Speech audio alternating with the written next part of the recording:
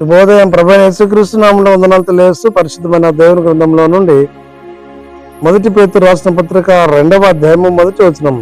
ప్రభువు దయాళుడని మీరు రుచి చూచునేడలా సమస్తమైన దుష్టతమును, సమస్తమైన కపటమును, వేషధారను, అసూయను, సమస్త దూషణ మాటలను మాని కొత్తగా జన్మించే శిష్యులను పోలిన వారే నిర్మలమైన వాక్యమును పాలవన రక్షణ విషయంలో ఎదుగు నిమిత్తము ఆ పాలను అపేక్షించుడి.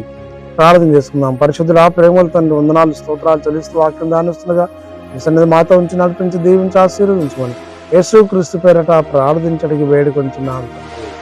ఆమేన్. దేవుని సేవకుడైనటువంటి పేతురు ఈ విధంగా తెలియజేస్తూ రాస్తూ ఉన్నాడు. ప్రభువు దయాళుడు, ఆయన దయాళుడని రుచి చూసి తెలుసుకునేవారేను. ఆయన సత్యమైనటువంటి దేవుడు, దయగల దేవుడు, ప్రేమగల దేవుడు, కరుణ కలిగినటువంటి దేవుడు. ఆ దేవుని యందు విశ్వాసం ఉంచి ఈ లోకంలో ముందుకు సాగవలను. అంత మాత్రం కాదు, సమస్తమైనటువంటి ఈ చెడు వ్యసనములన్నిటిని వదులుకొని దేవునికి కొత్తగా జన్మించిన శిష్యులను పోలిన వారు ఈ లోకంలో జీవించాలి. వాక్యమైన పాల వలన రక్షణ విషయంలో ఎదగాలి. వాక్యంతో మనము సరిచేయబడి రక్షణ పొందుకొని ఆత్మలో ఎదుగుతూ దేవుని మయపరిచినట్టు పరిశుద్ధ ఆత్మ త్రియక దేవుడు తోడైంది నడిపించి దీవించిన గాక.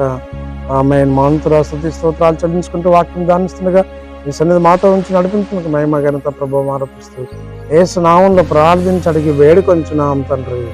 ఆమేన్. తండ్రి, కుమార పరిశుద్ధాత్మ త్రియక దేవుడు సదాకాలం తోడయండి దీవించి ఆశీర్వదించిన గాక. ఆమేన్.